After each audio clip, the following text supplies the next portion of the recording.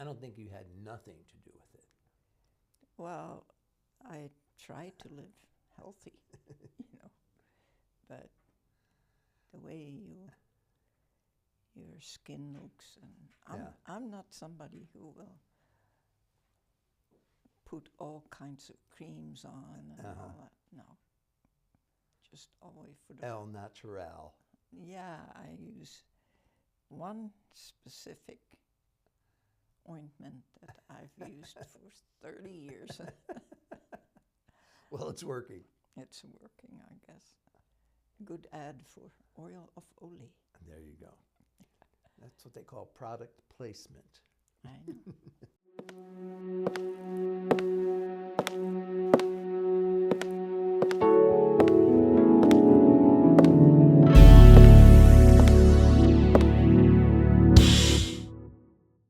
Well, okay, here we go. Well, welcome to another episode of Sidewalk Conversations. We're so glad that you have joined us, and you are in for a real treat. I know I say that every time, but you are in for a really great interview today with my mom.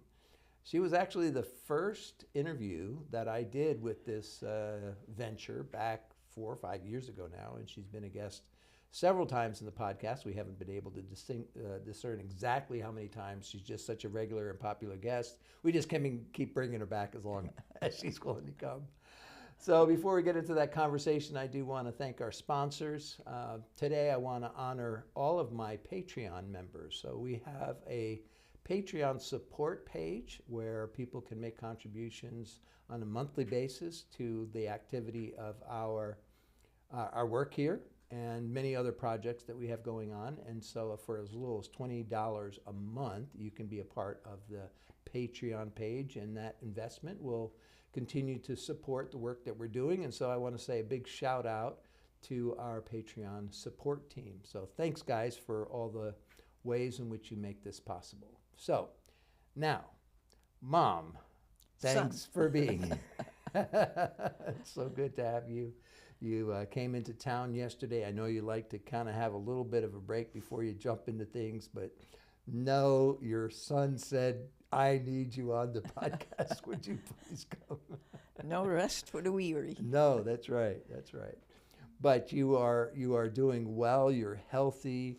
In fact, we were talking before we got on the air that you're going to be celebrating your 90th birthday this year. Yes. And nobody, if I tell them that and they see your picture, nobody believes me. Mm-hmm. And you're so sharp and still like making contributions and doing things with family and traveling all around the country. So good for you. In fact, I mean, that's the first question. I want to see if there are things that you look at in terms of your life and maybe some life hacks, things that may have contributed to the fact that you are healthy and whole and able to talk about good things at this age? Yeah, I don't know if I would call them life hacks, but I know that I like to surround myself with people who are whom I love and who love me, who are supportive, who are encouraging. Just live in a lifestyle that is more up than down. Yeah. So that's one of the things that have helped me, and I think keep my interest going in studying. Yeah. Or finding out things, or finding out about people. Mm-hmm. I don't have to have a lot of friends. Like it seems to be the thing nowadays. How many friends on your Facebook on page? Your Facebook, and how many likes do you get? Yeah. No, I'm not interested in that. But I do like to nurture the friendships that I have. Yeah. So I will invest time and energy in those people, and I try to be interested in their lives and what makes them tick. And And that takes energy in itself, but it enriches my life. Yeah, I'll bet. And yeah, eat healthy. I try to. Yeah, I've been noticing you have your veggies and your fruit and have your consistent healthy breakfast every morning, little salad at lunch, all that good stuff. Yeah, don't try to go crazy. But yeah, and you know, God's been good. The Lord, just keep in touch all the time with Him. Yeah. You know, start your day with Him, end your day with Him, and just He's my sustaining grace. Amen. So that's yes, all. you have been an example. We're going to talk more about that over the interview, but you have been an example of consistency with your spiritual disciplines, your prayer, your journaling, all of that. So I think that's, first of all, it's just been very inspiring to me, but it's also, I'm sure, part of what has helped you live a long and healthy, fruitful life. For those who may not know, I'm just going to say that my mom and my sister bought a home together. So you live, they've created this nice little in-law suite downstairs where you have your own kitchen, living space, study area, bedroom, of course, and it's beautiful. It looks right out on Pikes Peak, but you also then have the opportunity to engage with the family. So there are still kids at home, and you get a chance to be a part of that whole family scenario. So I'm sure that's part of what's kind of helped you too, right? That's part of my love environment. Yeah. You know, I don't live with them, but I don't live alone. I think there's a big difference, even though I am alone a lot, because they're in school. My daughter is studying for her master's, so she doesn't have time to run around. But I have that knowledge there are people that love me, and if there would be anything that I would need that was urgent, they will do anything. Yeah. You know, so that makes a big difference. And to see the children grow up. Yeah. You know, I know the youngest, from the time she was a newborn. Yeah. And now she's going to be 12 this month. So to see them grow up and go through their highs and lows and sports activities and all that keeps me engaged in life. Yeah. And then you have your little art projects that you do with them. They come and we have paint projects that we do, and it's really good for me to stay young, to stay engaged, and often I have a meal with them upstairs, and That's great. Now, for those who, I know you were a little worried about this when we were talking about, the things we would talk about. You said, well, they've heard my story and all that. But there are probably people who have joined us since the last time you did a podcast and may not know that much about your own personal story. I think it's quite inspiring. So why don't you just kind of give us a 30,000-foot view of your life story and some of the key points and memories of the life that you have lived. Yeah, I have lived a different life than most people. And my parents, when they were married, one day after they were married, they were Dutch, living in Holland, safe environment, had decided to go to Indonesia. And Indonesia was a Dutch colony at the time. So their honeymoon was their boat trip to Indonesia. And the reason they went there is kind of a missionary project. They had heard through the mission board of their church that there was a great need for teachers in Indonesia. So they decided to raise teachers. And it was not an easy transition. Here you go from a country like the Netherlands to a tropical country right on the equator. And it was hot and humid and totally different. But they started a new life there. They had 5 children. All 5 of us were born in Indonesia in different cities on different islands. But the unfortunate thing was that they were there also at the wrong time. And after Japan had thrown their bombs on Pearl Harbor, they invaded a large part of China and the Philippines and Indonesia. And long story short, we all wind up in concentration camps, and my dad was taken prisoner of war, and my brothers eventually were put in boys' camps, and my mom and the 3 younger kids were put in camps for women and children. And that was an extremely rough time. Yeah. We suffered under emotional and physical abuse, extreme hunger, lacking all kinds of care, physical, doctor's care. There were some doctors in our camp, but of course the conditions were very poor.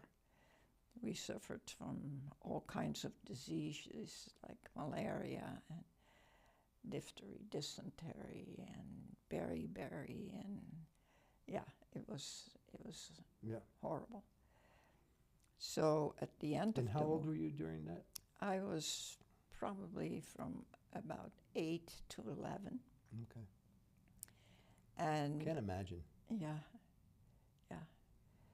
And I remember when you guys were getting to that age, I was thinking, wow, Yeah. you know, my brothers were put in boys' camps at that age. And we were in, it was just totally different growing up. But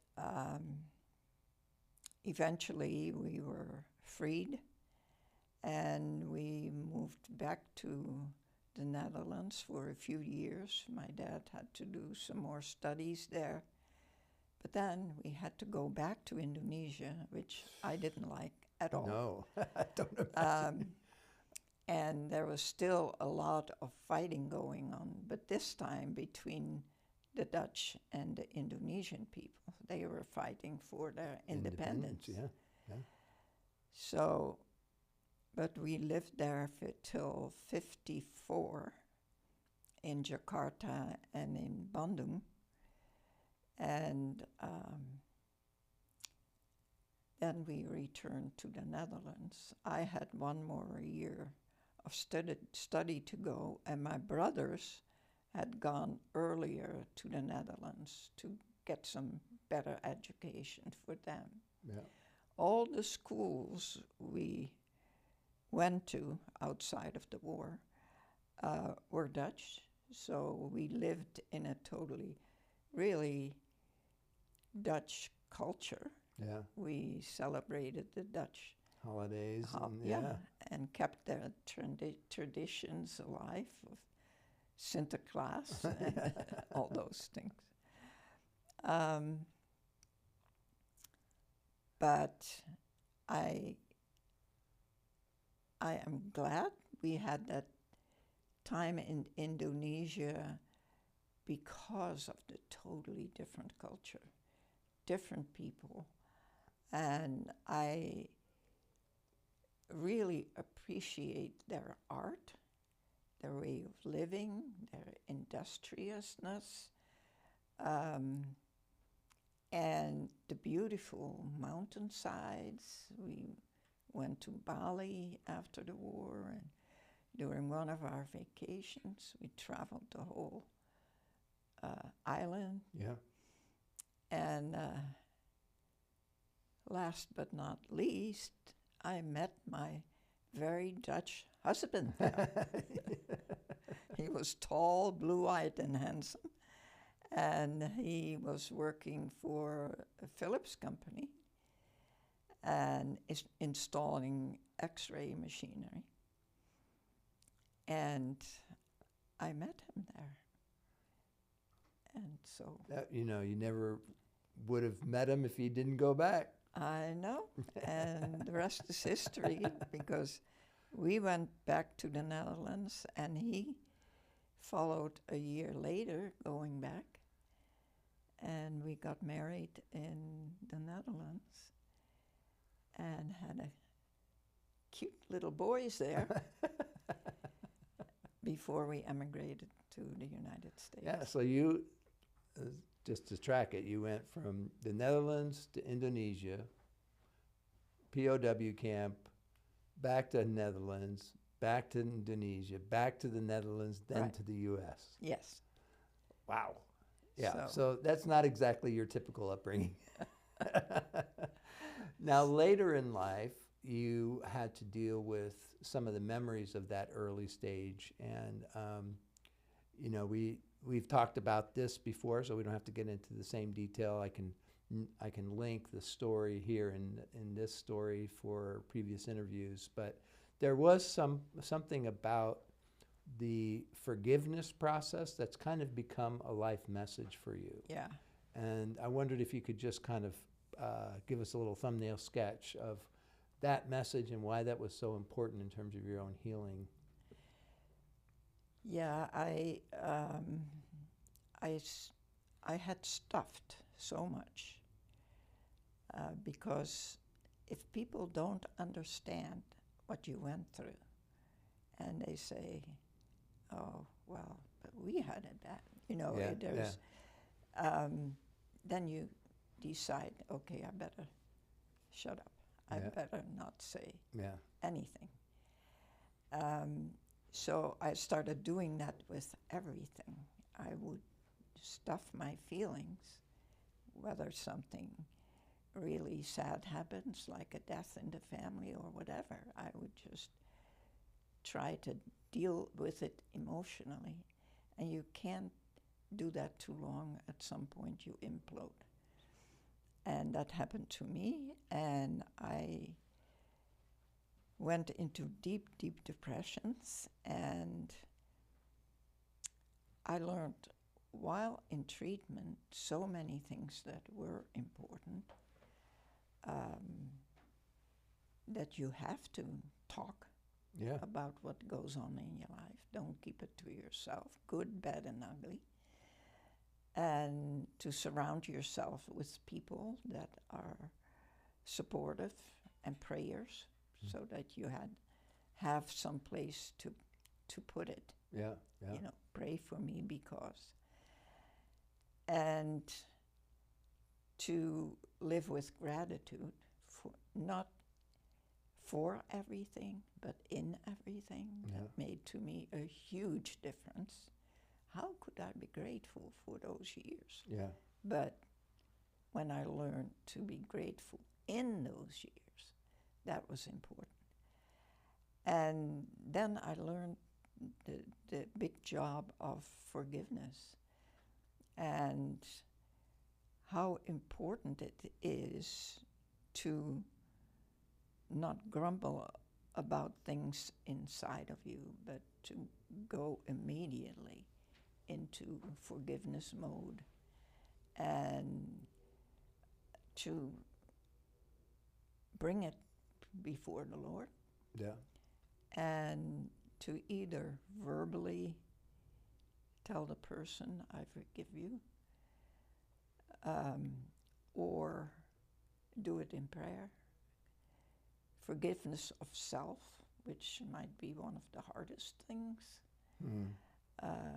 to confess, yeah, I totally messed up, and confess it openly, and not only ask for forgiveness, but forgive yourself.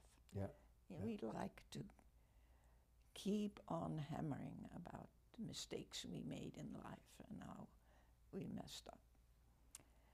And so that came for me a real message in my life. And what is forgiveness? Yeah. You know, A lot of confusion about that. Yes. It's not, doesn't always give a good feeling.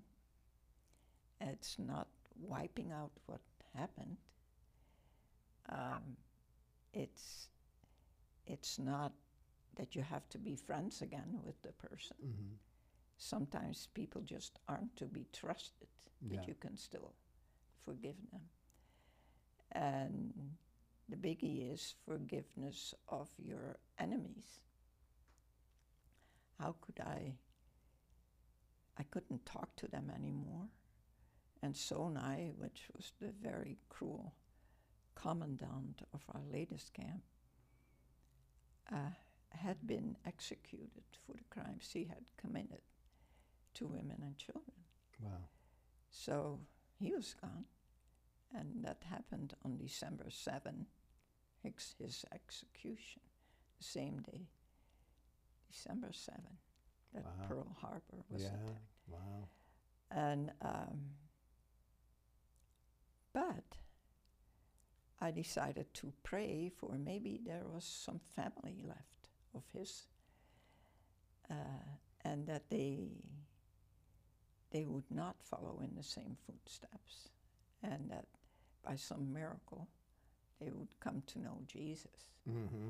And so I found myself kind of a way to deal with it, but forgiveness of your enemy or forgiveness of betrayal, somebody has betrayed you, Yeah. or forgiveness in a marriage when, you know, somebody has been unfaithful, and or forgiveness against your abuser doesn't always have to be in a war situation. Right. Could be. So there are any number of occasions that people are really suffering because it's so hard to forgive. Yeah. And it is something you may have to do over and over again. When you think you have forgiven, and then you find out, it's still hurting my heart. Yeah. How? Yeah. Then you start again. Yeah. And what do you have a little process that you walk through? Like, I know from, you know, other conversations we've had, there's a process you walk through, particularly with Sonai, in forgiving. But when you think about what it means to really forgive, is there some steps that you find helpful to walk through? Well, I base it in prayer. You know, I know I've got to do this. And I had a teacher the first year back after the war. And this was in that in-between time. And I was in 5th grade. And I was bullied by her. She, for some reason, hated me. Mm. And then years later, I came to the realization, did I ever forgive her? Whenever I think about her, I'm puzzled at how mean she was. And why did I earn that kind of treatment? Yeah, What did I do to her? But I decided, well, Lord, please give me the strength to forgive her, to set myself free from what she did to me. Yeah. So that's where I usually start and voice it. I forgive her. Yeah. teacher. Yeah. I forgive her for putting me down, and then name the things that you forgive them for, and lift it up to the Lord and say, may she turn it all for good. May she change somehow. Yeah. But yeah. So you acknowledge it, you name it, and then you let it go. And you do that as often as you need to do it. Yeah, exactly. Yeah. But you have to acknowledge it. Yeah. And you have to be honest in identifying what you forgive the person for. Mm. Yeah. Because sometimes it has to be the different things that they did wrong, or sometimes you can just say, okay, for the person he or she was, I forgive them. Yeah. But acknowledge it. Don't smooth it over. Well, you've been a real example to me in that, when we've talked, and even growing up, where you would, talk to us kids about not stuffing your emotions, talking things out, forgiving one another when you've been wronged. And so you took that really horrible thing that happened to you, processed it, and then passed on those principles to your kids, and we benefited from your example and your teaching about that. So thank you for faithfully processing through. You're welcome. It was not easy to do. All right, well, shifting the focus a little bit. So now that you're at this stage of your life, I think a lot of people kind of come to the latter years of their life, and they gain some perspective over time. And I'm just curious, as you look back on the things that, are important to you now, what do you look back and say, man, I'm so glad I did this, and this, because that really added to the quality of my life? Mm-hmm. Well, there were a few things I remember. I think it all comes down to decisions you make. Mm-hmm. When Dad died, I know people when they become widows all of a sudden, or guys, widowers, decide to change their life immediately. I can't live without the person or whatever.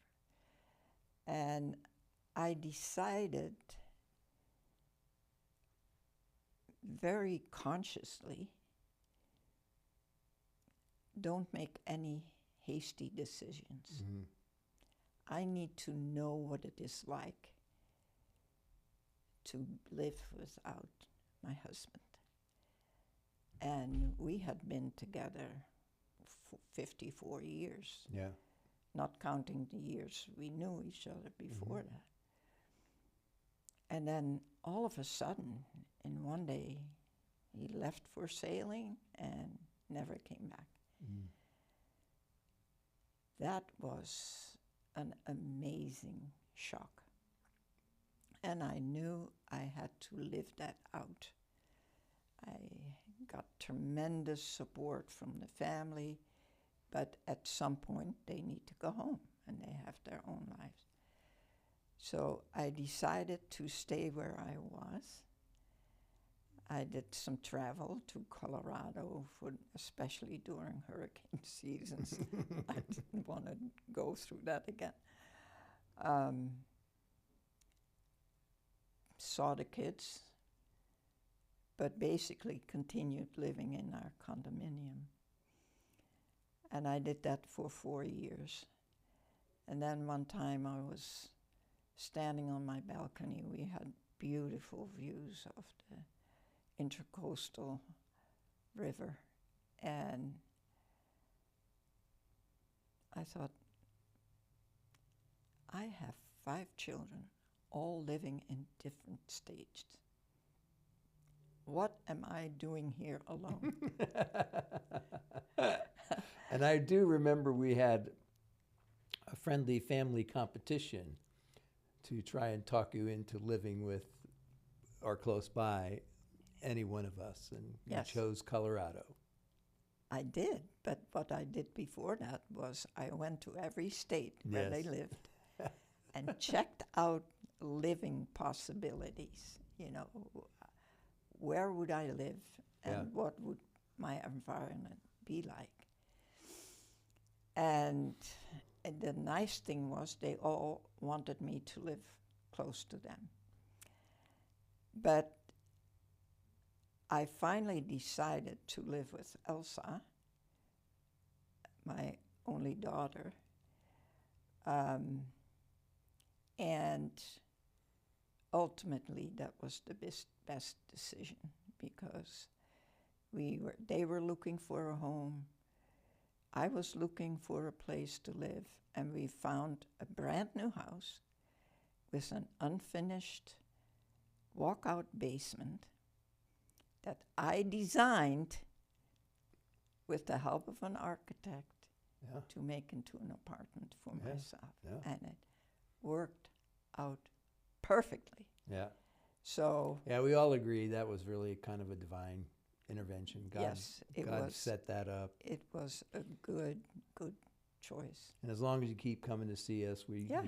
we can live with that reality. I can still travel. Maybe that's why the Lord gives me all this energy to still travel. Yeah. But yeah,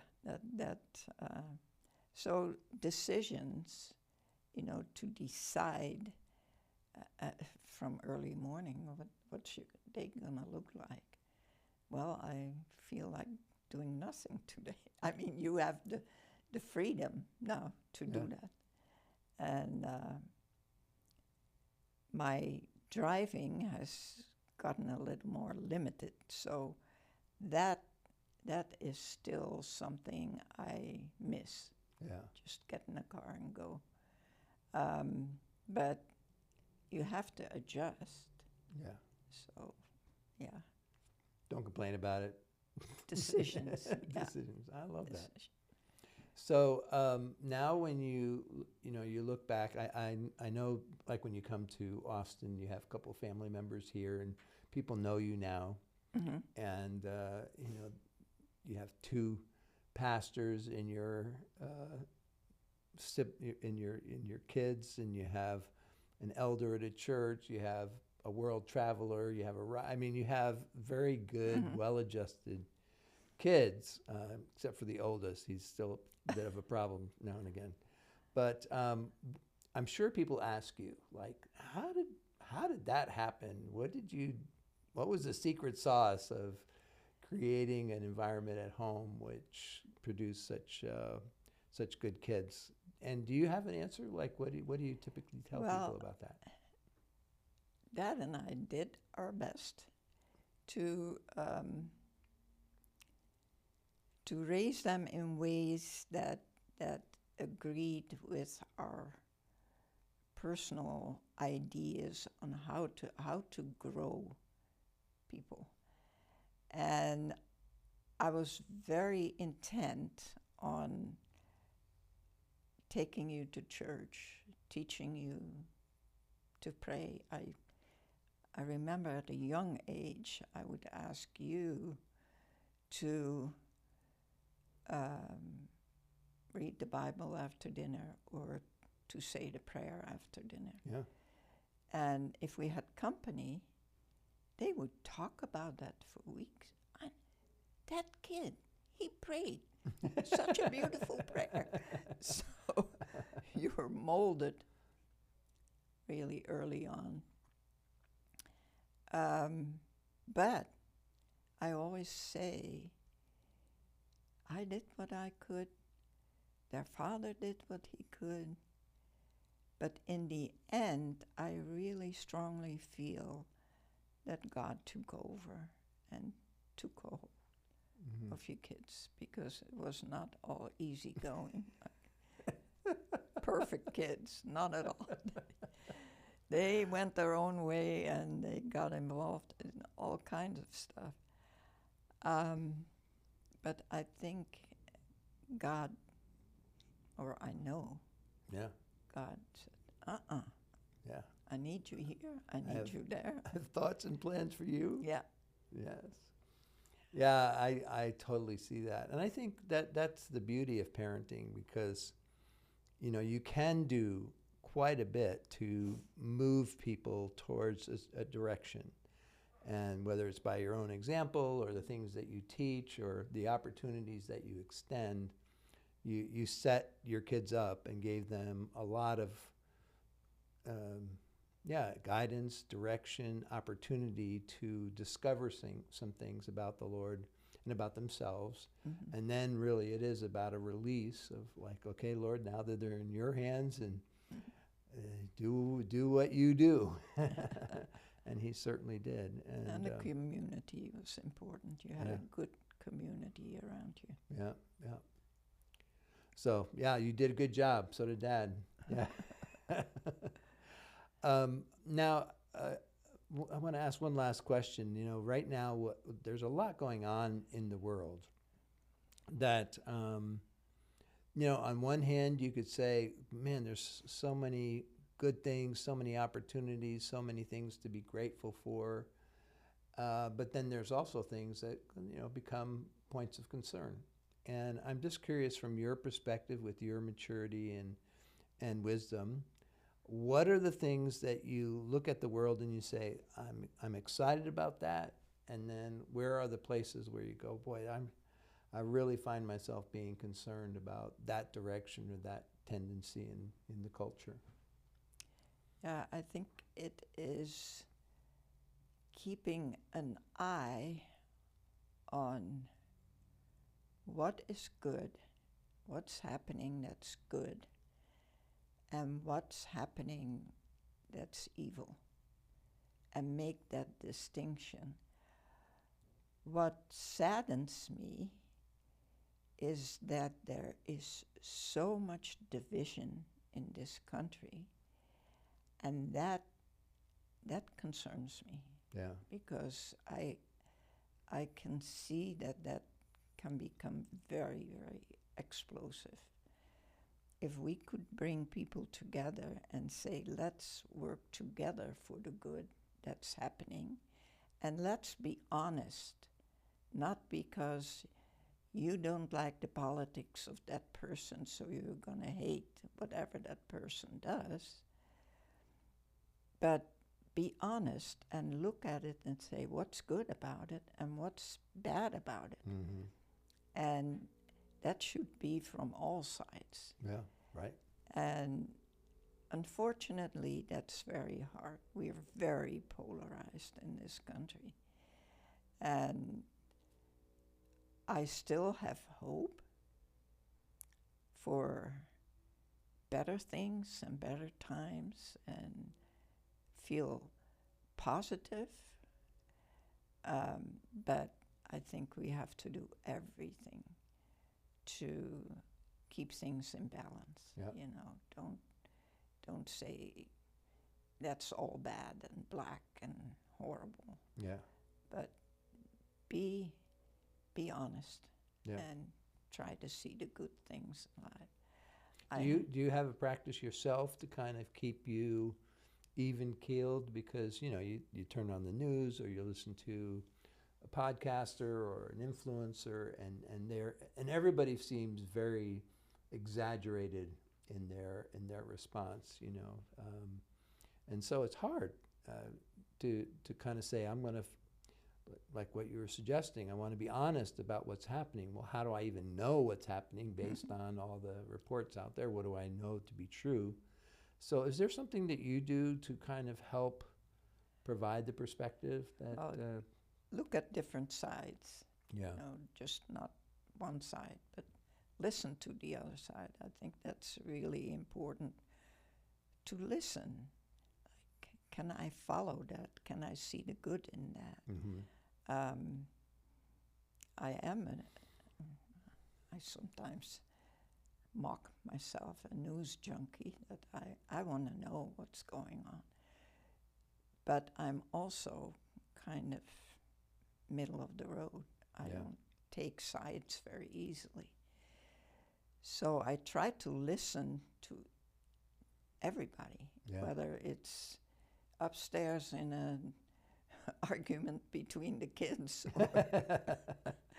or the big news in the world. You know, what could be good about this and what do I really feel is totally wrong? So I think listening is an important part of deciding where you stand and what you can really get excited about if you really know what's going on. And sometimes you just don't. Yeah. Sometimes it's above my head. You guys figure it out. I don't know.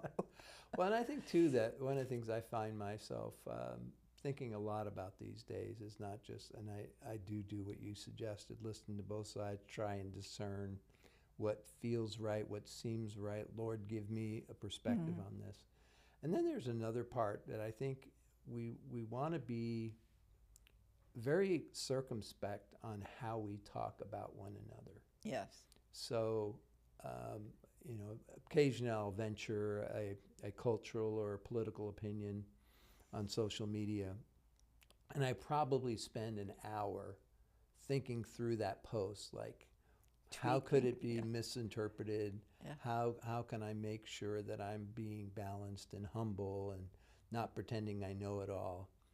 And Carol sometimes like, why are you spending so much? But I think it's so important to work at, like, saying things in a way that is respectful for all sides, even if you don't agree with you know, another perspective. To work hard at communicating your position well, but in the context of, hey, I'm going to regard your thoughts and your perspective with equal value. I may not agree with it, but I'm going to try and be as respectful as possible. And I think if you can listen and you can communicate with care and compassion, maybe that's how we come together at the end of the day. I think it's good to share out of your own experience what I have experienced, instead of telling the person, this is the way this is. Yeah, right. But I experience prayer as very helpful. I experience trust is so important. If I can't trust the person, you know, where are you left? Yeah. So if I try to express my own experience with something, nobody can fault me for that. Sure. You know, this is what I experienced. So. Well, Mom, you did a great job once again. Thank you for joining me.